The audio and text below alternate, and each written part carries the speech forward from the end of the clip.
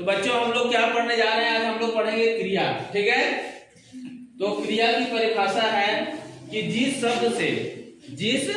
शब्द से किसी काम के होने या करने का बोध होता है उसे हम क्रिया कहते हैं। यानी वाक्य में कोई ऐसा शब्द होगा जो किसी काम को दर्शाता हो, किसी काम को दर्शा रहा है, बतला रहा है, दिखला रहा है, तो वही हमारा क्रिया हो गया। क्रिया मतलब काम हो गया, सीधी बात। ठीक है, तो जिस शब्द से किसी काम के होने या करने का बोध होता है उसे हम क्रिया कहते हैं। उदाहरण के लिए उदाहरण दिया है, राम खाता है। क्या कर रहा है? कांची का काम हो रहा है, खाने का काम हो रहा है, यानी खाना भोजन जो कर रहा है वह क्रिया है इसमें। ठीक है, सीता पढ़ती है। क्या काम कर रही है सीता? पढ़ने का काम कर रही है।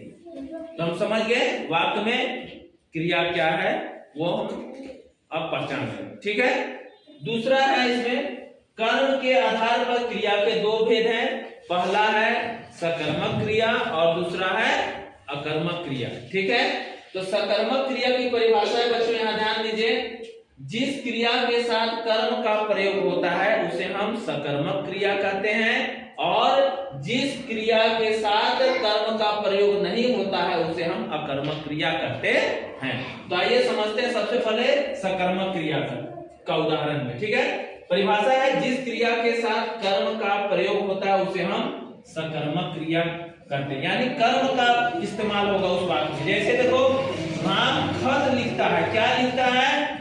खत लिखता है, या राम खत लिख रहा है। ठीक है, ये हमारा वाक्य है। इसमें देखो कर्म का भी इस्तेमाल किया गया है, यानी जो काम हो रहा है, कौन सा काम हो रहा है इसकी भी जानकारी लिख रहा है। खत लिख रहा है कि ऐसे लिख रहा है कि निबंध लिख रहा है, उसका यहाँ जिक्र किया गया है। ठीक है, तो ये क्या हो गया? सकर्मक क्रिया हो गया। ठीक है, माने काम के बारे में पूरा विवरण दे रहा है, तो वह कैसा वाक्य हो जाएगा? सकर्मक क्रिया वाला वाक्य हो जाएगा। ठीक है, दूसरा है सीता गाना गाती है। क्या गा रही है? तो गाना गा रही है। ठीक है, ये सभी क्या है? सकर्मक क्रिया के उदाहरण है।